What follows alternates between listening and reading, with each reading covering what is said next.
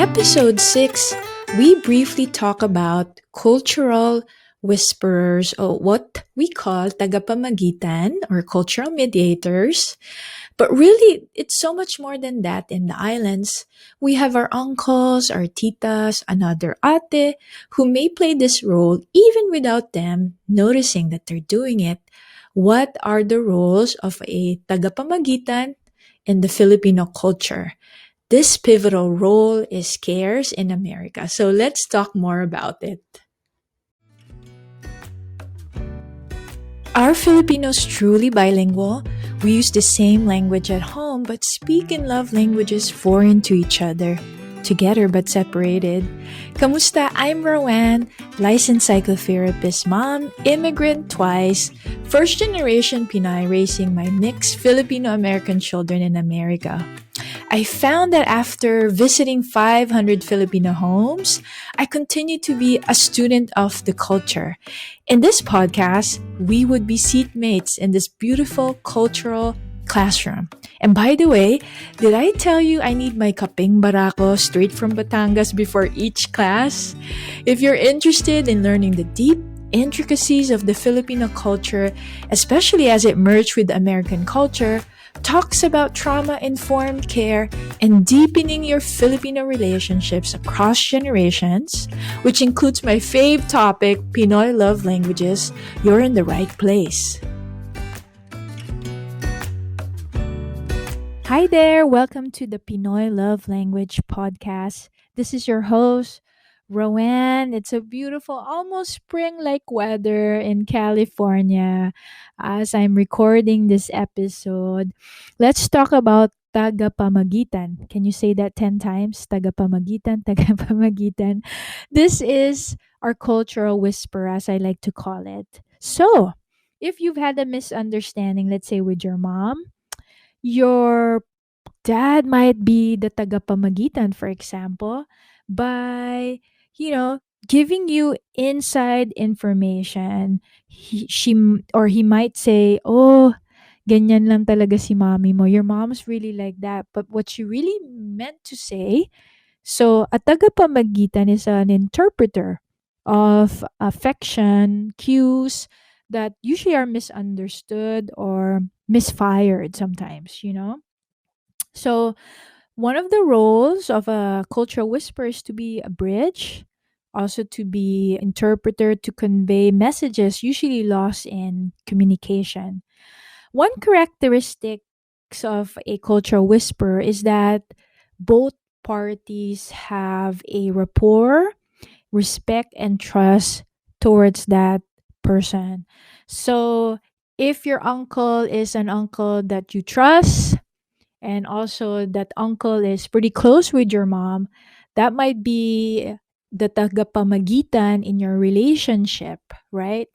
And the same is true if you're not close to your uncle, he might not be the best tagapamagitan because you might just say yes, but really you don't really care about his opinion because he doesn't have pretty much credibility as far as the way you trust him, his rapport with you.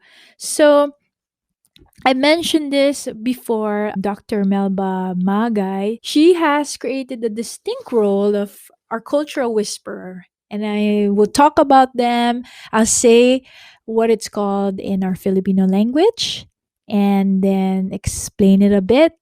So here are the different roles of a tagapamagitan, cultural whisperers. First, what we call pahatid. Okay? So when you're making hatid, it's like you are taking something to someone. Or when someone is saying, oh, I don't have a car, pakihatid. So take me to my home. So a tagapamagitan sends a message with an interpretation. It's like someone opening a gift, but you may not know how to use that gift, for instance. So you open a gift, you're like, what is this? Let's say it's a lemon squeezer. And so the cultural whisper, because you might think that's a weapon, and the cultural whisper were like, no, actually that gift, it's a lemon squeezer. Your tita wanted you to have an easier time squeezing your lemon. So one role is to be an interpreter of an otherwise misunderstood interaction or gift. So, pahatid. Parating, we say the word parating is if when someone is coming, okay? So, parating is as far as tagapamagitan, it's usually asking the question, what are you trying to say? Ano ang ibig mong iparating? Usually is the question. What do you really want to say? It's used when communication is not clear and there's a lot of ambiguity. And so we use a cultural whisper like when there's an argument, and usually one would say, ano ba talaga ibig mong iparating? What truly is your message? Because sometimes there is a message underneath the message that we're trying to convey. So the role of the cultural whisper is to straighten out that message. So that's the second one. The third is pasabe. So when we say pasabe, it's like, can you just send a message to that person? So it's sending a message. Sabi ni mami mo. Let's say mom left for a business trip and someone is left there as the mediator. That person might say, your mom said you cannot go out after 8 p.m. Or sometimes the conveyor tells the person what is allowed, right? So, oh, okay, you can go beyond 8 p.m. as long as you lock behind you. The third one is pasabi. So we use that sometimes. Pakisabi. It's almost like just mention it to someone. It's sending a message. So, sabi ni mami mo, don't go out. Your mom said don't go out beyond 8 p.m. Or sometimes the conveyor tells the tagapamagitan, the cultural whisper, to send the message as if it's coming from them. So don't tell my daughter this is what I meant, but just send the message, but tell the person it's not coming from me. So basically, it's sharing the information, but there's anonymity as far as to whom that message is coming from. The next one is called pabilin, giving direct guideline of what's appropriate, right? So if your mom is out and about, business trip, bilin ng mami mo. Your mom said you can't bring friends here, right? Or it's also an expression of leeway. Okay, your mom said that you can be out beyond 9 p.m. So pabilin is giving specific guideline of what's appropriate and what's inappropriate.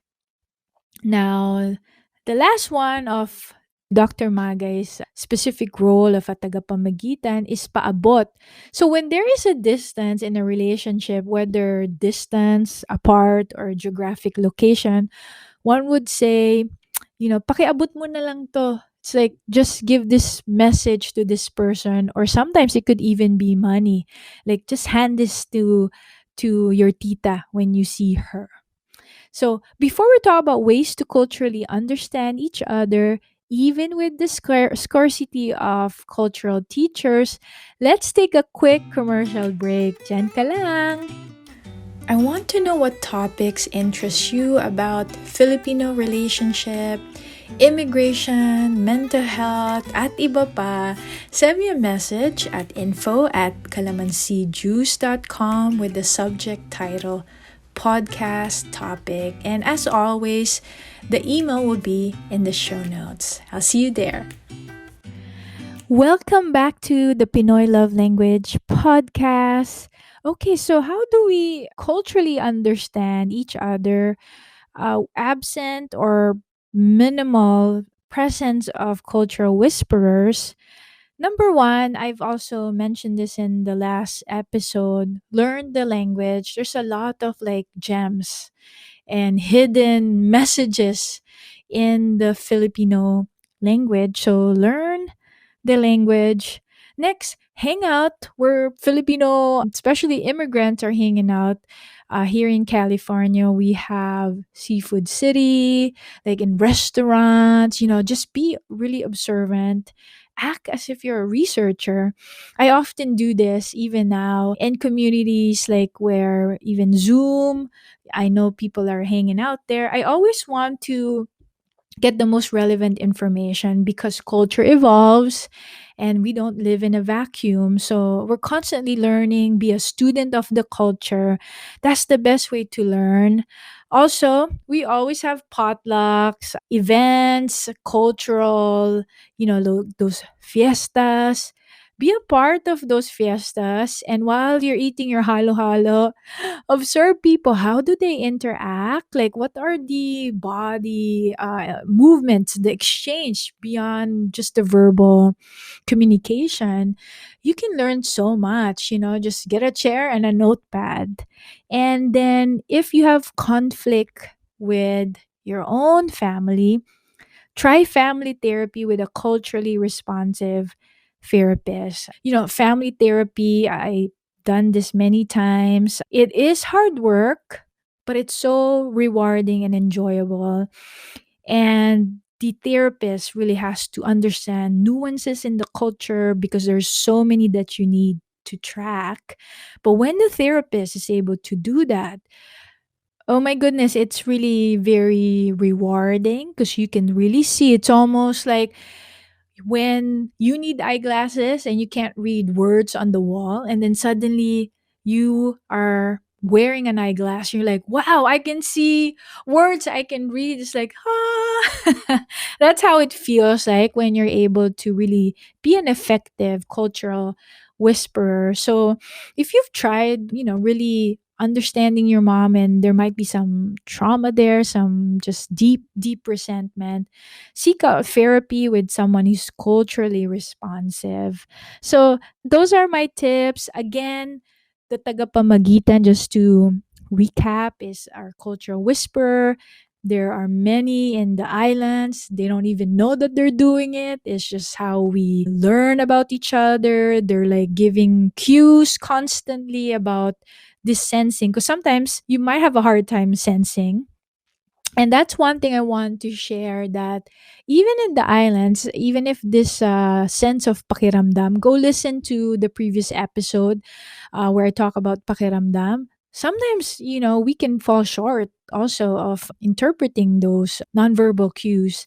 And in the islands, we even joke around, wow, mahirap ispilengin. It's like you can't spell out the person. Like you step forward, they don't like it, you step backward. So it still happens. I want to share that with you so that you don't get overwhelmed and frustrated. These things we constantly learn. And that's the adventure of life, that we are not static, right? We're constantly learning about each other. So make it not a frustrating experience, but rather an adventure.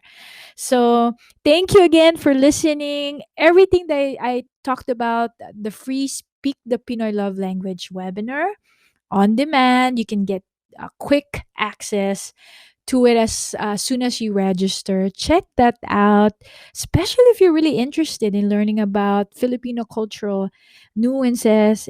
Everything is in the show notes. And please share this podcast with other people and leave me a review. I'll be really excited to hear from you.